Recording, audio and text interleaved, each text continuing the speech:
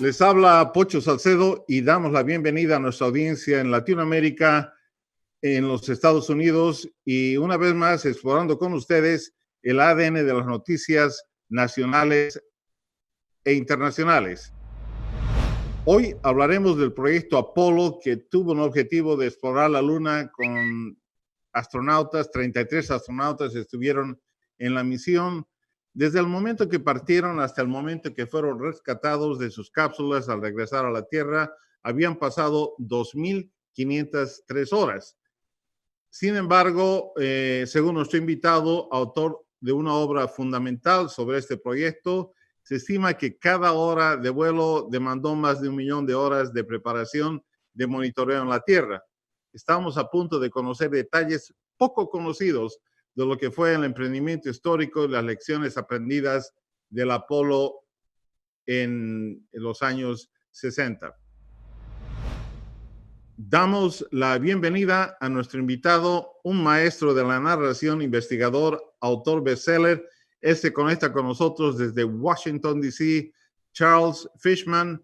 Bienvenido al programa. Muchas gracias por invitarme. Qué gran historia es esta, ¿no? Charles Fishman es el aclamado autor de One Giant Leap, A Hero is Mine, The Walmart Effect y The Big Thirst. Es 3 veces ganador del premio Gerald Loeb, el premio más prestigioso en periodismo empresarial. Charles, es una historia extraordinaria y One Giant Leap no es solo un gran libro, es un relato notable de ese periodo tan increíble.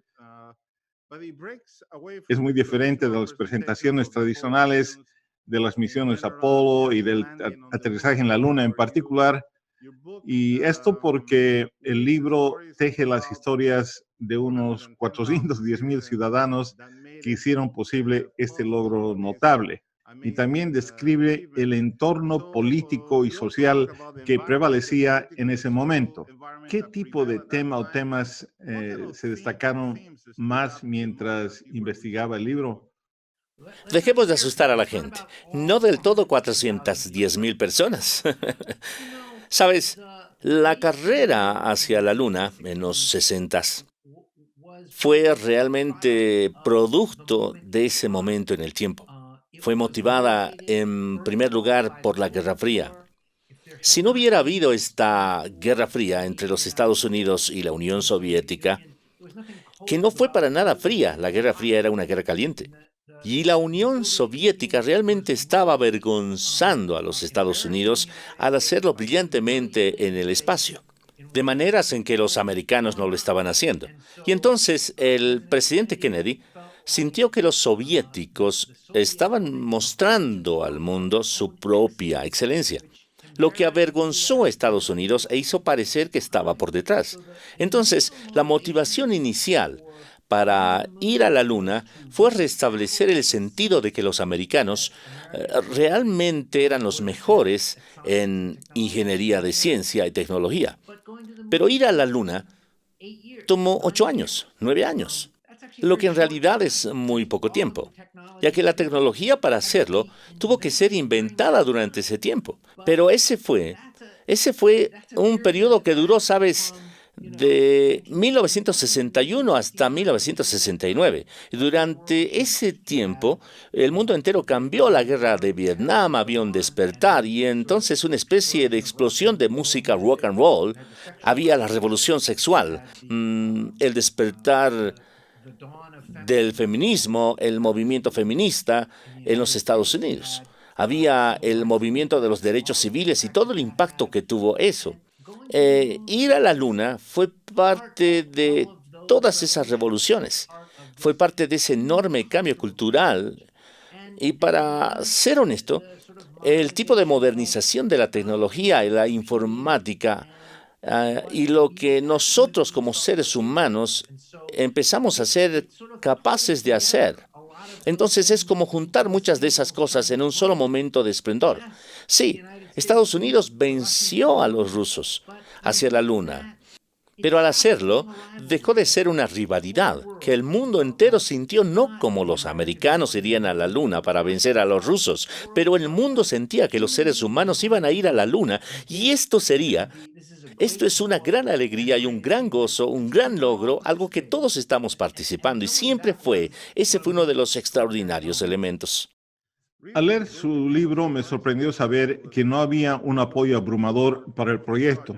A veces la aprobación de los estadounidenses fue solo de un 20%. Kennedy, desde un principio de una actitud tibia inicial, más tarde apostó su carrera política y la posición mundial del país al hacer las declaraciones que hizo. El anuncio del proyecto se dio poco después de los eventos de la Bahía de Cochinos, cuando Sputnik había ya orbitado y Yuri Gagarin, cosmonauta soviético, estuvo en el espacio. Cuéntenos sobre ese periodo de la historia, cómo llegó Kennedy a ese punto y cómo galvanizó el apoyo del país. Bueno, tocas un punto bastante interesante. En primer lugar, aunque la campaña de Kennedy sobre la idea de una nueva generación que asume el mando de nuevas fronteras, él fue el primer presidente en 1961, el primer presidente que no había nacido en 1800. Eisenhower había nacido antes, en 1885 o algo así. Era un periodo extraordinario. Y sí, él no estaba tan interesado en los viajes espaciales, a pesar de que se describía a sí mismo como el presidente de la nueva frontera, por así decirlo. Pero entonces los soviéticos continuaron sus logros espaciales, incluido el 12 de abril, que fue un miércoles. Ellos lanzaron el 12 de abril de 1961. Vieron el primer ser humano en el espacio. La reacción a eso fue agobiante. Creo que la administración Kennedy, ellos lo vieron venir, pero subestimaron el tipo de explosión mundial de interés.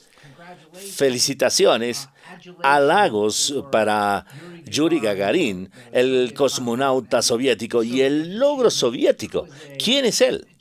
Casi en todas partes del mundo comunista había la sensación de que China y la Unión Soviética y sus satélites, había la sensación de que el comunismo era la fuerza dominante, el sistema que podía enviar gente al espacio. Pero incluso en un lugar como Gran Bretaña, había gente que decía que enviar a un ser humano al espacio era el logro más extraordinario que desde que Colón llegara a América. Y entonces, eso fue un miércoles. El sábado, para la invasión de Playa Girón, comenzó la invasión de Cuba. Gestionada por etapas por la CIA, estaba decidida a derrocar a Castro. Y literalmente, para el lunes, 3 días después, Castro había rodeado a los invasores.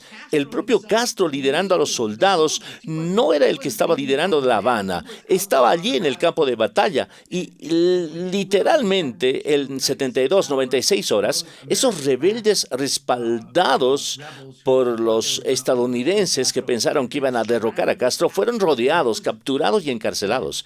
Y esa fue una segunda humillación mundial para los Estados Unidos, literalmente en 5 días. Y esto fue en el tercer o cuarto mes de la presidencia de Kennedy. Así que Kennedy dijo a sus asesores: ustedes tienen que decirme cómo podemos superar a la Unión Soviética en el espacio. ¿Qué podemos hacer para mostrar exactamente cuán extraordinarios somos? Nadie en verdad pensaba que los rusos eran mejores que los americanos. Los rusos simplemente decidieron poner atención a eso. Y la respuesta fue: señor, usted puede anunciar que iremos a la Luna. Y luego podría descubrir cómo obtener los recursos que necesitamos para hacerlo. Pero si nos consigue los recursos, nosotros lo haremos. Tú dijiste algo interesante. Dijiste que nunca hubo tremendo apoyo. Es realmente interesante. Aún después del discurso de Kennedy, cuando dijo que deberíamos ir a la Luna, entonces, un año después, él dio otro discurso legendario que fue ferviente sobre lo importante que fue ir a la Luna. Eso fue en 1962, en la Universidad de Rice. Ni siquiera la mitad de los americanos, cuando se les preguntó durante la carrera lunar, durante Apolo, ni siquiera el 50% de los americanos dijo que fue una buena idea. Así que Kennedy y el Congreso, y después de su asesinato, Lyndon Johnson, ellos literalmente jalaron a los americanos todo el camino hacia la Luna, sin gran apoyo político. Tenemos la sensación de mirar atrás que esto fue un gran logro. La gente, ¿sabes? se congregó en apoyo fue tan maravilloso. Y eso era verdad, una vez que comenzamos a aterrizar en la Luna, pero durante los 8 años que tardaron en llegar ahí, nunca fue un programa muy popular en comparación con todo lo que estaba sucediendo en el mundo. Gracias, Charles. Una de las cosas fantásticas que aprendí leyendo el libro fue que muchos jóvenes lo hicieron posible. Ellos tuvieron que crear casi todo para que el programa se desarrolle. Cuéntenos sobre eso, por favor. Mira, es algo sorprendente. El día en que el Apolo 11 aterrizó en la Luna, en la sala de control, esa imagen que tenemos de estas personas sentadas frente a las computadoras, guiando la nave espacial a la superficie de la Luna, la edad promedio de las personas sentadas frente a esas computadoras era de 27 años. Piensa por un minuto, era 1969. Eso significa que la mayoría de esas personas estaban en escuela secundaria o universidad cuando Kennedy dijo, vamos a la Luna. Ellos ni siquiera trabajaban en el programa espacial al momento que dijo, hagámoslo. Los trajes espaciales son un ejemplo maravilloso. Los trajes espaciales tuvieron que ser inventados desde cero. Un traje espacial era en realidad una pequeña nave espacial, fabricada para una persona que tenía que proteger al astronauta de todos los rigores del espacio. El traje espacial fue el trabajo de Playtex, la compañía de sujetadores para mujer. Playtex dio un paso al frente y trató de hacerlos, y su ingeniería fue tan creativa que les dieron el contrato. Y el chico que al final los dirigió para Playtex tenía 30 años cuando los trajes espaciales caminaron por primera vez en la Luna. Bueno, Armstrong y Aldrin caminaron en la Luna. El chico a cargo de los trajes espaciales solo tenía 30 años. Él había estado en Playtex por 9 años. Pero qué cosa más extraordinaria, había gente que sobrevivió a la Guerra Mundial. Tenían 55 años, y eso era cierto. En el MIT, la gente que programó las computadoras, muchas de ellas fueron contratadas a principios y mediados de la década de los 70 para hacer un tipo de programación informática que nunca antes se había hecho, directo a la universidad. Y ese fue un esfuerzo inspirador para esa generación de jóvenes. Pero creo que también hay algo importante. La gente encargada de alto rango, de hecho, la mayoría eran veteranos de la Segunda Guerra Mundial. Así que estaban en sus 40 a mediados de sus 50. ¿Y por qué eso es importante? Es que ellos habían visto lo que Estados Unidos podía hacer cuando era necesario. Habían visto a Estados Unidos unirse y ganar la Segunda Guerra Mundial. Y la idea de que había que dispararle a 400,000 personas armadas. Ellos sabían que esas 400,000 personas podían lograr lo que parecía una tarea imposible, porque nos habían visto hacerlo antes. Bueno, y estamos con Charles Fishman. Él escribió un libro asombroso. Charles, la misión Apolo impactó a las personas de muchas maneras diferentes, pero las experiencias de aquellos que participaron, como las que acabamos de mencionar en la construcción de los trajes de los astronautas, nos cautivó muchísimo. Diseñaron el traje de los astronautas, pero no estaban particularmente contentos con lo que estaba sucediendo en la Luna mientras todos los demás lo disfrutaban. Y luego las damas que se encargaron de doblar los paracaídas también tenían que cambiar la forma en que vivían porque se les requería hacer ciertas cosas particulares. Bueno, el chico que estaba a cargo de los trajes espaciales se llamaba Son Rim. Y hubo momentos increíbles.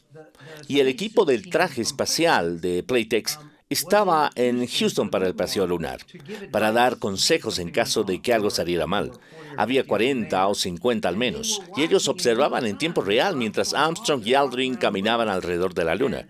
Y Buzz Aldrin, en particular, se puso bastante activo. Corrió, trotó, saltó, y fue tan rápido como pudo. Y no solo Sonny Rim, que estaba a cargo, sino las personas que habían trabajado con él para diseñar y fabricar los trajes espaciales estaban nerviosos. Había un video de ellos hablando de cómo solo querían que los astronautas volvieran a la nave espacial y la cerraran. Estaban preocupados. Esto no debería ser lo más destacado de su carrera, allá fuera en la Luna, en los trajes espaciales que diseñaron y fabricaron. Pero les preocupaba que algo saliera mal. y que los astronautas se metieran en problemas y que estuviesen estresados probando los trajes espaciales. Sabes, ese fue un momento importante para mí cuando descubrí ese videoclip. No había nada malo en el traje espacial, funcionaban perfectamente. Pero sabemos cómo salió la historia. Sabemos que cada misión lunar fue un éxito. Incluso en Apolo 13, que fue casi un desastre, fue un éxito porque todos se unieron, incluidos los astronautas del Apolo 13, y lo rescataron. Pero en ese momento, ellos no sabían cómo iban a salir. Y fue realmente interesante verlos hablar, cuán nerviosos estaban por su rol y su parte. Y eso realmente cambió cómo lo abordé. Es fácil cuando sabes que te has excedido al contar la historia de alguna forma, cuando no sabes lo que va a pasar. Cuentas la historia de otra manera.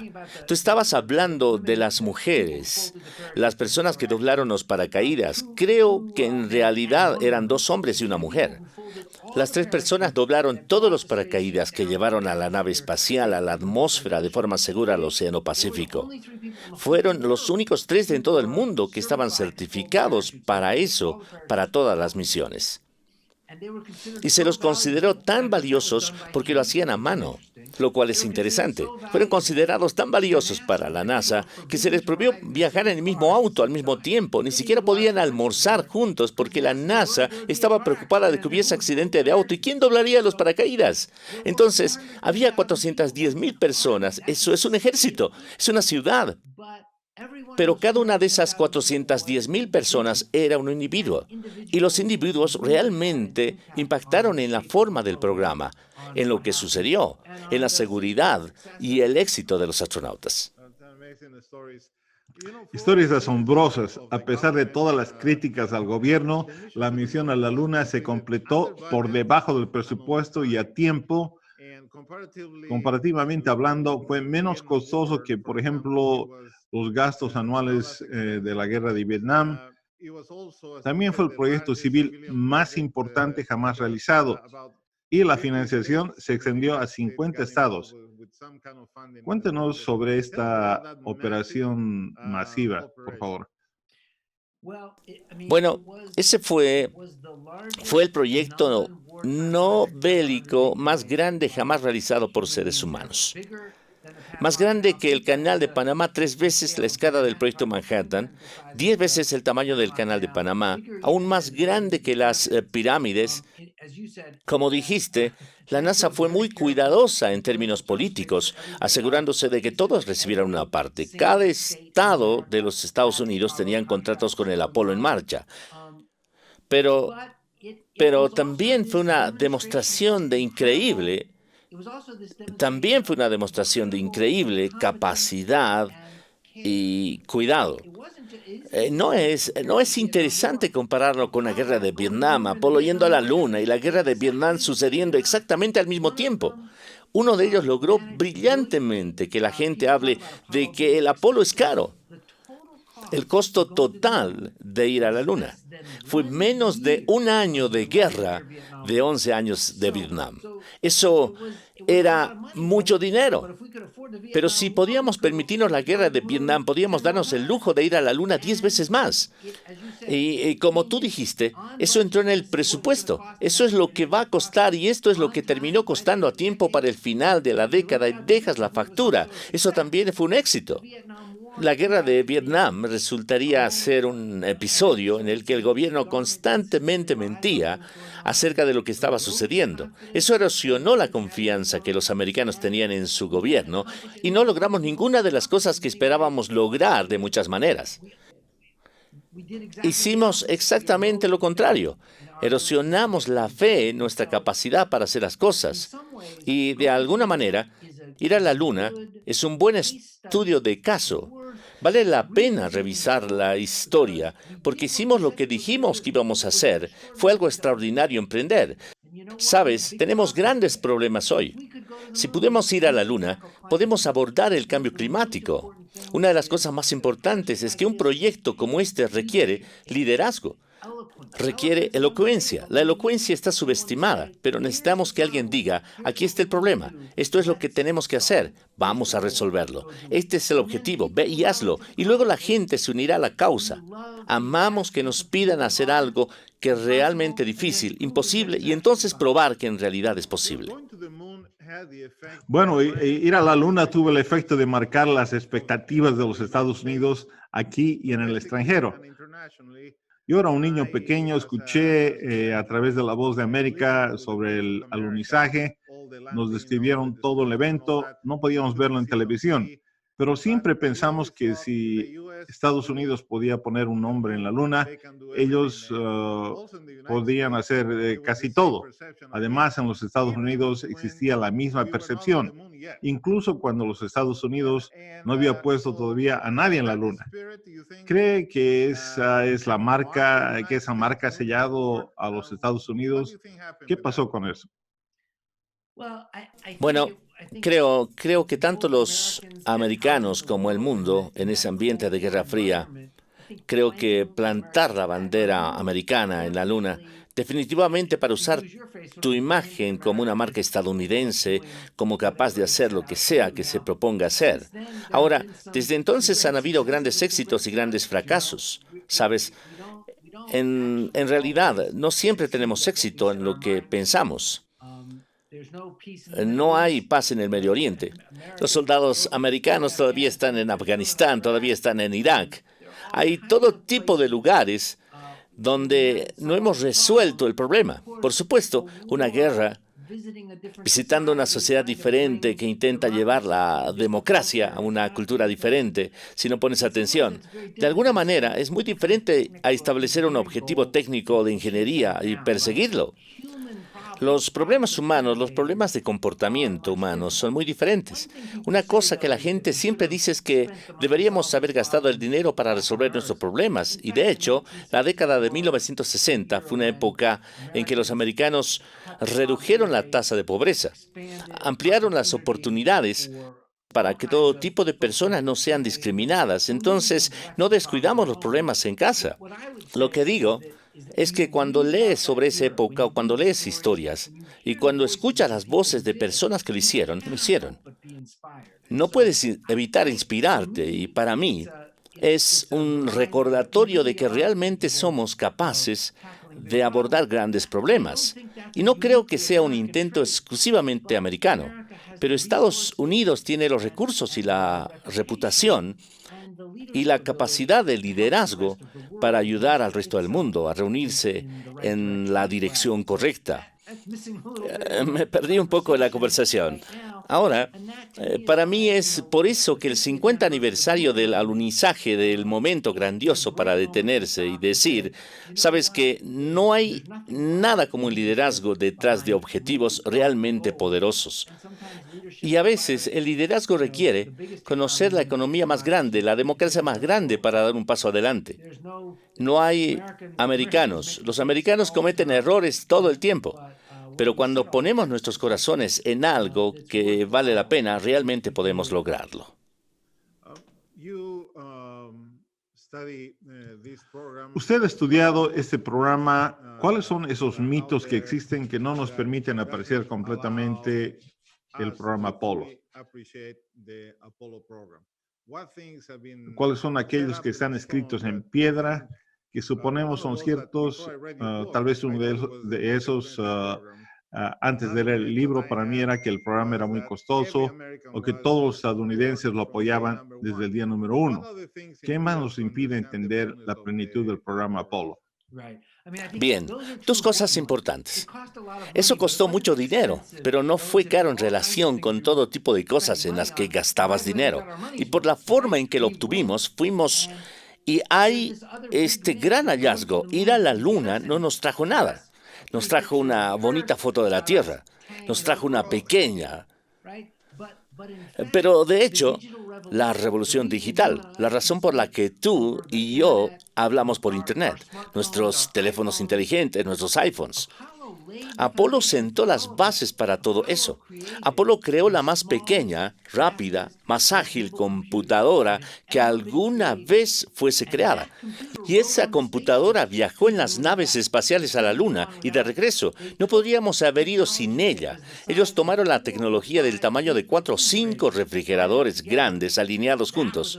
Esa era una computadora pequeña en 1961 y la hicieron del tamaño de un maletín. Y el maletín era mejor que los refrigeradores. Eso sentó las bases para tu iPhone y tu computadora portátil. Entonces la idea de que no podríamos obtener nada es otro hallazgo. Creo que lo otro que hemos olvidado es cuán difícil fue. Cuando Kennedy dijo vamos a la Luna, no era solo un sueño, era imposible. No había un cohete tan grande como para volar a la Luna, no había computadoras, como dije, tan pequeña como para volar a la Luna, no había trajes espaciales, no había una nave espacial que pudiera aterrizar en otro mundo de forma segura. En 8 años, ellos inventaron todo eso, ¿sabes? En Estados Unidos a veces puede llevarnos 8 años reemplazar un puente deteriorado. Te preguntas, ¿todavía están trabajando en eso? Y eso es un recordatorio de lo que puedes hacer cuando te lo propones. Y creo que eso es realmente valioso también, porque puedes desanimarte un poco con el ritmo del cambio del mundo moderno, no con el ritmo del cambio de tu iPhone o tu computadora portátil, pero a veces puede parecer que los grandes problemas no se resuelven. Así que esta es la historia para que retrocedas en el tiempo y simplemente disfrutes de la historia en sí. Puedes ver cómo un sentido de urgencia y un sentido de enfoque pueden ayudarnos. Así que eso nos costó mucho, nos dio mucho. En realidad fue una tarea muy, muy desafiante. Creo que todo eso es muy importante. Uno de mis momentos favoritos fue cuando descubrí que el libro comienza con la frase, la luna tiene olor. Y la gente se asombra. ¿Cómo sabemos que tiene olor? Los astronautas regresaron a su nave espacial, sellaron la escotilla, presurizaron de nuevo para cubrir los trajes espaciales y cuando se quitaron los cascos, la cabina del módulo lunar estaba llena de olor a carbón quemado.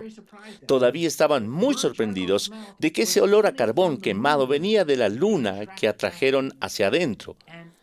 Y hubo alguna reacción química que en realidad no la tengo bien clara. Pero para cuando llegaron a casa en la Tierra el olor se había ido.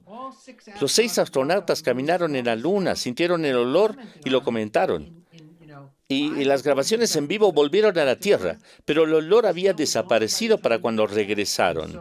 Y esa es la razón por la que enviaste a seres humanos. Ningún robot va a decirte a qué huele la Luna. El ADN de las noticias. Charles, ha sido un tiempo extraordinario el que pasamos con usted. Gracias por su gentileza y energía, por la nueva perspectiva que nos dio del programa Apolo. Este fue un gran esfuerzo que nos enorgullece a todos los humanos, independientemente de las nacionalidades y los colores de la piel, de saber que si nos unimos para hacer algo, podemos hacerlo. Es un libro que recomiendo a todos, no solo que se encontrarán en las páginas mismas de este libro, pero también les inspirará. Gracias, Charles. Muchas gracias. Es una historia tan divertida de contar. It's one small step for man, one giant leap for mankind.